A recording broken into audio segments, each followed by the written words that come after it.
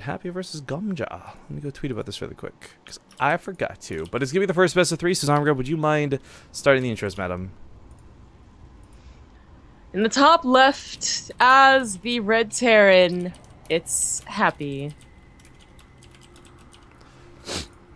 And his opponent in the bottom left, as I apparently have a sniffly nose, it's going to be the blue Zerg player, Gamja. Now this feels like we're going back to the Zotac Cup right here. You got Happy, who used to not just play, but win almost every single European Zotac Cup he compete in. And then Gamja was the guy who would play in North America.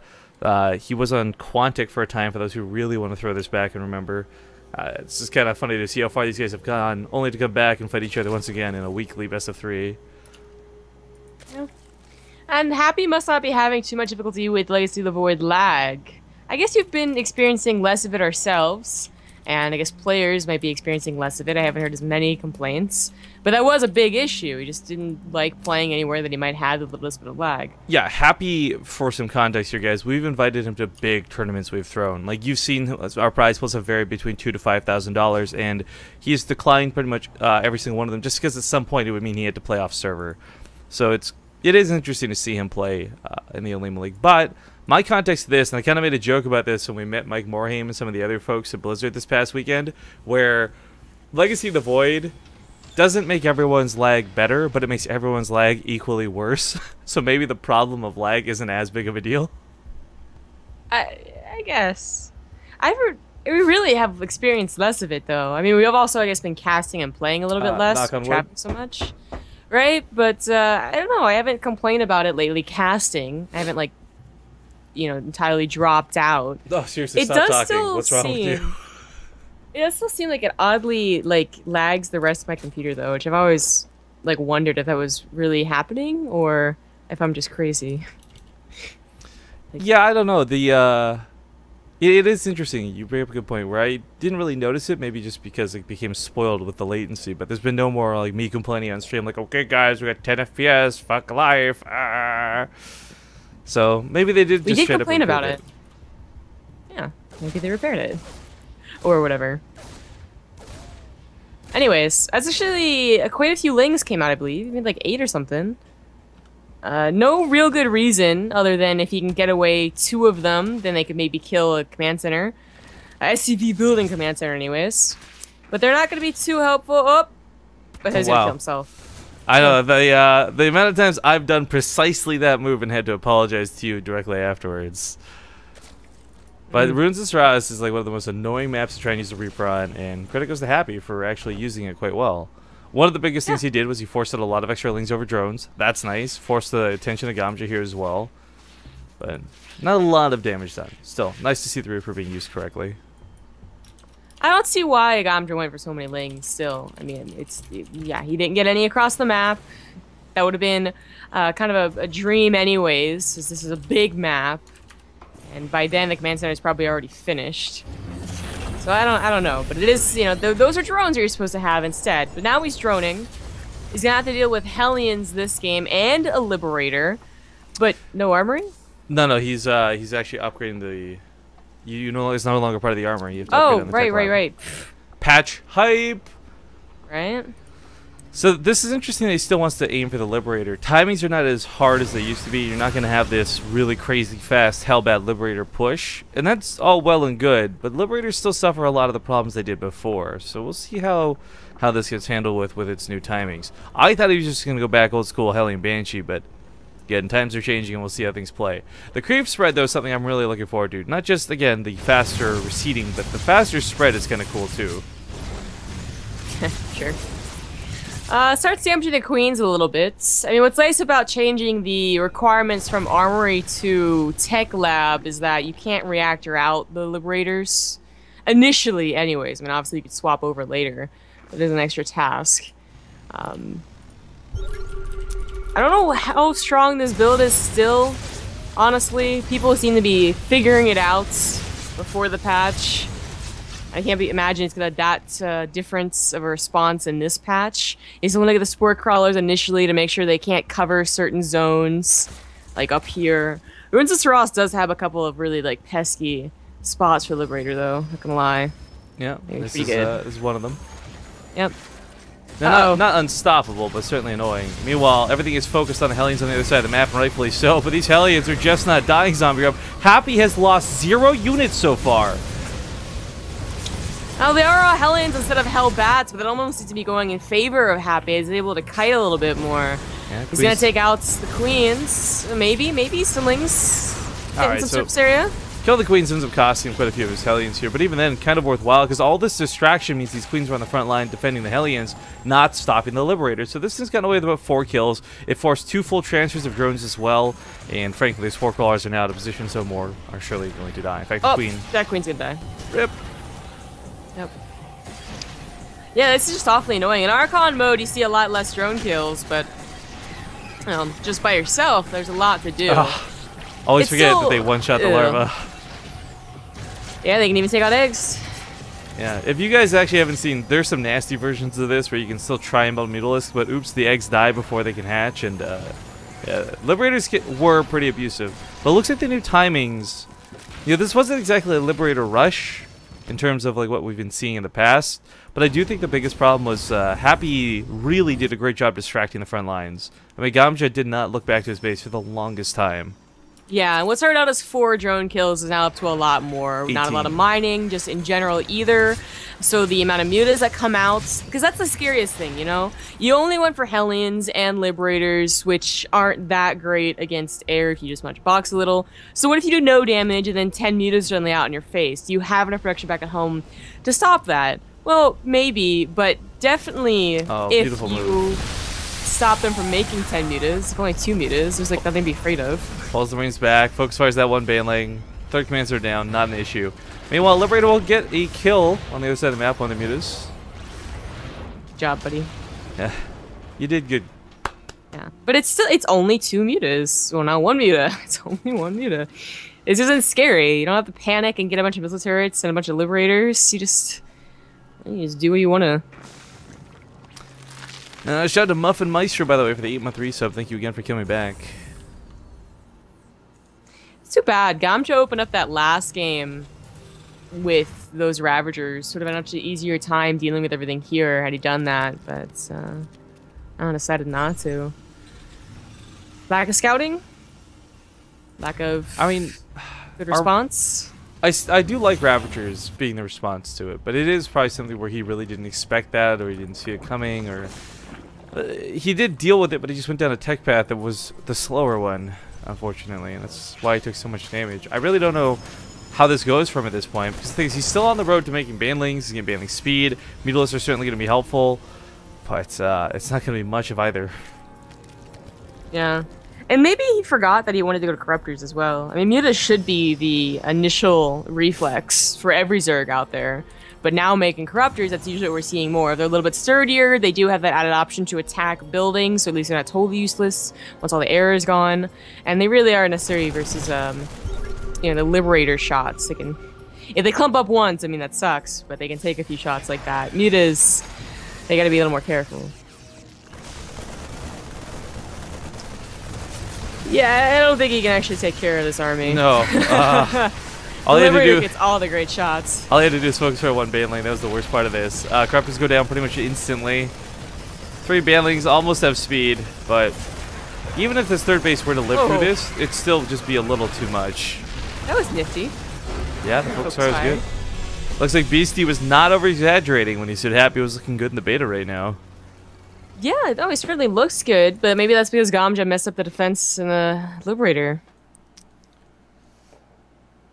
Well, either way, GG's to Happy. He'll take game number 1 in this best of 3. Looks like Top did advance in the top half of the bracket. No surprise there. Plus, it's his name. We don't know the result of Guru versus Rise. If that's Guru as in the European Zerg Guru, I'm actually really curious on that. But I really want to see Bjorn a little bit later today as well. Bly's still playing against Mamuri. Hart now has opponent Ruxer. Oh, I didn't realize Hart was playing today. That's awesome. Cool. I love looking at the Elite League brackets because I always see 3 names that'll stick out to me, and then later on I'll see the other 2 that I missed. And I'm like, oh, I'm glad they're here today. Sugarcoat for the 5-month resub. Thank you very much for coming back. Zombie Grub, opinion though. What? Because I saw this brought up in chat earlier. I guess I actually haven't worn my suspenders on stream for a while because I lost them for a while, guys. But are suspenders hipster? Yes. Really? I feel like the practicality outweigh. Okay, never mind. I don't know, whatever. Because I've seen some hipster shit recently, guys. We both have. I don't think I saw a single person at the Ace Hotel wearing suspenders. I'm just saying. Well, there's different types of hipsters. Different breeds. It's like looking for a new cat. You're just like, well, this one's got a strong background for hair. What? What type of breed is that? I don't know. I was just thinking about the whole stupid man bun conversation the other night. All right, terraform, guys. We'll see you in a sec.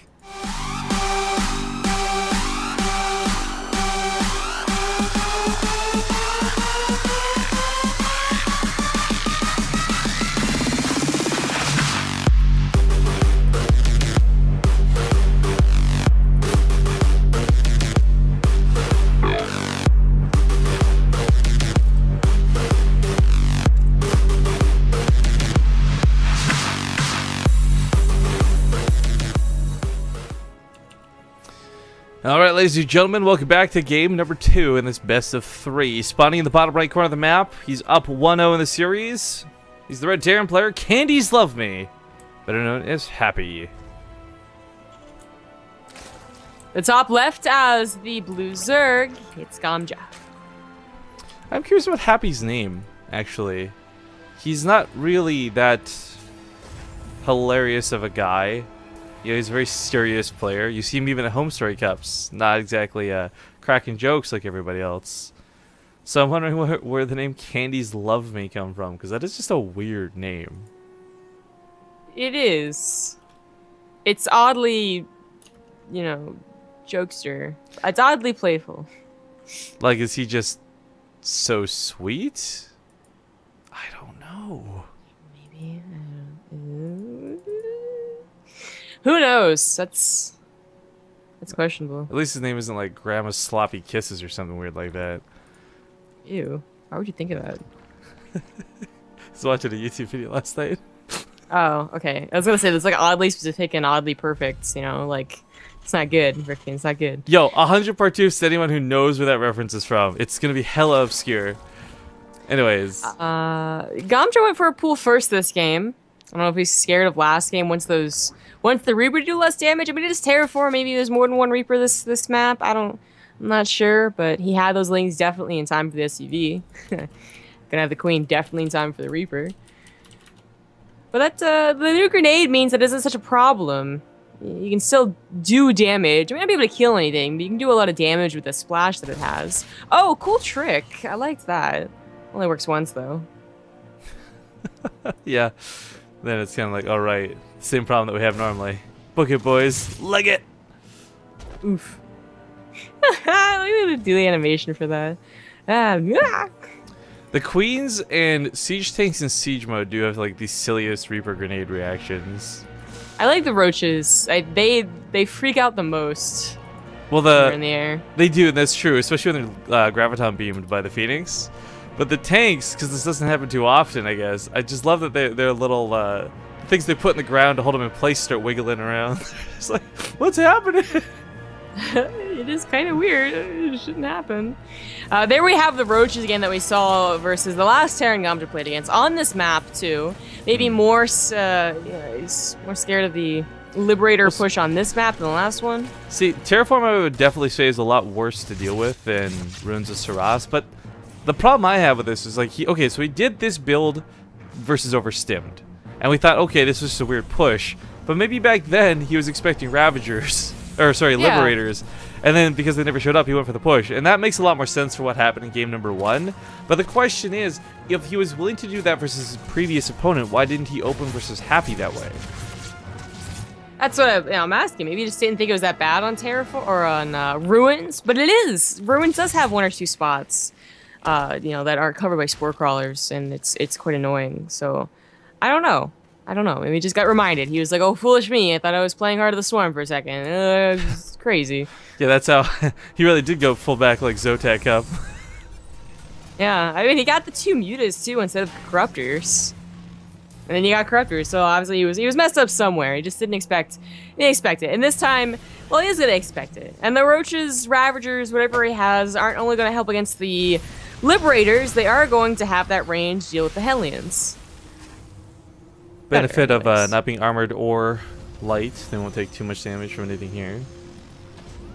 I know they discussed potentially making the Adepts armored. That's not live yet, right? No, I thought it was. Oh, okay. I thought it already, like, it was supposed to change PvP, and they were, like, surprised it didn't or something? I don't remember. I was just curious because I noticed that we don't exactly have a ton of Protoss in the brackets, and we did recently just have a show match, guys. 3 best of 5s, yeah. TVP, ZVP into a PvP, and Protoss is looking better than ever right now, frankly. But that was on the old patch a couple of days ago. Not sure. Okay, first of all, this attack, it doesn't go well with the Hellions, but it forced out 3 spine crawlers and again a delayed third. So even just by doing the attack, I think, you know, Happy did enough because there's no threat of a counterattack that would kill him. There's not 10, 15 mutas, there's not 20 banelings. The army's really not that scary. So I think everything went okay for Happy. It wasn't it's obviously not as good as last time, but it's still not bad. Well, this time he's also struggling to get any kills. The Ravagers are covering the main. The 2 Queens are doing well in the natural or third base, both, I guess. But yeah, I mean, he's not getting any direct kill. Now he's starting to. Now he's starting to, yeah. But even without all of it, the response that Gamja had to do, I think, was too much. I'm curious because this actually is funny. This is how I feel a lot of these games go. You the first couple Liberators are not so good at first, then you start panicking. All of a sudden, your solid defense becomes terrible, and you've lost a ton of drones. It is worth noting Gamja only lost 7 this time, so not that bad. Really, not that bad. But it looked like it was starting to get that slippery slope. Well, he had to spend money on 3 spine crawlers. That did help, granted, but there's still 3 spine crawlers. That's something you usually want in this matchup. You want to wait a little while longer anyways to get the static defense for drops later on. And, his third is delayed, although it is now fully mining. His upgrades were a little bit delayed. Happy's only a little bit ahead on that regard. And the STV count really isn't that bad, comparatively. You know, this wasn't a dedicated 2-base opener. It was a 2-base opener, sure, but 50 STVs, 65 with a theStC, and all these mules actually mining where they should be. Happy's okay. We do have a resub I want to give some love to. Thank you very much, Sanka, you did. 5 months in a row. Very nice. I love our resubs. I do watch a lot of other Twitch streamers, for those who don't know, get inspiration for the channel and all this other stuff. Not just necessarily StarCraft streamers. And I gotta say, like, I'm gonna brag on this. We have some of the bigger, like, resub counts, it always seems like. Everybody's got new subs all the time, and that's good, but also means that none of them are sticking around for more than a month. We constantly see these bigger numbers, like 5, 12, 18, like, and I can't tell you guys how happy that makes me. So thank you for sticking through us through thick and thin. Anyways, a couple tanks heading towards the main. Gonna find a little bit of trouble here with the Ravagers just moving out of position. So we'll also get blasted by those tanks. Pretty dangerous. There wasn't a guarantee that Gamja was going for a Roach Hydra Lurker. He could have tried to transfer over into Corruptors, and then he would have lost one of these units, either Liberators or the tanks. Instead, gets some really nice shots, soaks up a lot of Banelings. Probably still worth. Yeah. Banelings on a tank, that's what you would conventionally see. This Ravager attack, or sorry, not Ravager attack, the Liberator attack while this went on, did get quite a few more kills. Not significant amounts, but raises it up to 10. Denies mining on several gases. For somebody like Gamja, not exactly low on gas, but could definitely use a lot more. Yeah. This harassment, I mean, it was scouting. It could have bought time, too, if Gamja was going up for a huge push. He's not. But now Happy has Stim and Medivacs. Yeah, we're going to see Lurkers. I hope the game goes on long enough for us to see Lurkers, at least. For those who don't know, they allegedly recently, changed the Lurker sound. ZombiGrub and I actually got to hear it when we went to the Blizzard offices. We were complaining so much, and it's hilarious. The guy who's in charge of the sound effects for StarCraft 2 had seen ZombiGrub's YouTube video, and he's like, "Oh my gosh, you're ZombiGrub, I've seen your video." It was hilarious watching him nerd out for it, but they have 100% made the Lurker sound not terrible anymore. Yeah, the sound guys are actually, like, oddly, I don't know. He was nice. I liked him. No, he was really nice. That wasn't what was odd though. It's just they were happy to get feedback. Where I don't know, maybe like everyone else, just like, oh, we get so much feedback on design and balance, and everyone just whines all the time. Where the sound guys are like, yeah, you guys actually said something, and we were like really eager to help you out and like try and fix it. Like we agreed totally. They're like oddly optimistic. I don't know. No, it's cool though. It's a good attitude to have, and I really do hope that that lurker sound is in fact live. It'd be cool to see, as I imagine we're gonna see about 4 lurkers in a moment's time. I can't really replicate it very well, guys. We could just describe it as just louder, and it's much more noticeable. And yeah, it's more, it's impactful. Yep, chunkier is the right word. It's still like, I mean, in coolness factor, like the metallic ring of the Brood War lurker is probably still cooler. But what was most important about this one is that you could actually hear it, like legitimately as a game, like balance issue. You could not hear it, and thus you underestimated how powerful a lurker was. Nice news from Gamja, by the way. We'll pick off the SC building the command center. Won't be able to kill it, but nice denial. Anyways, that sound effect that we're gushing over might not actually be live, but we were told it was going to the next patch, and they may have meant like the next patch, not this patch. Oh, it's there. It's still very low, though. Yeah, the sound version we heard was much louder. That's the feedback we'll give them, right? But that was also, like, on a test map with, like, you know, 8 Marines, not a whole lot of battle going on. But you have to listen closely, unfortunately, but it does sound chunkier. Yeah, it's discernibly more noticeable. It's just not as loud as I thought it was going to be. At any rate, sorry guys, we got a little excited just because we're like, yeah, we're saving esports. Not quite, not yet. Yeah, almost. Scans from the Liberators, though, are going to take out these lurkers, so we're not going to get to hear them for very long. Nope, never mind. Nothing gets out of this. Hatchery is killed, not cancelled. We have a small counterattack of Lynx, but not enough to do any significant damage. And frankly, the Banling count might just be a little too low? Question mark? Yeah. The second army's on the way, so he splits a little, and that's it for all the Banelings. I mean, he actually doesn't even need a second army. Oh, he needs all the Liberators, oh dear God. God. Oh, well, none of those eggs are surviving. Nothing under this general area is going to live. Yeah, this is game over. Yeah, there's just too much spewing across the map. The counterattacks have been good, though. I will give Gamja that much, but not effective is the problem. Good game, Scott. Looks like Happy will take a very clean 2-0 in the series.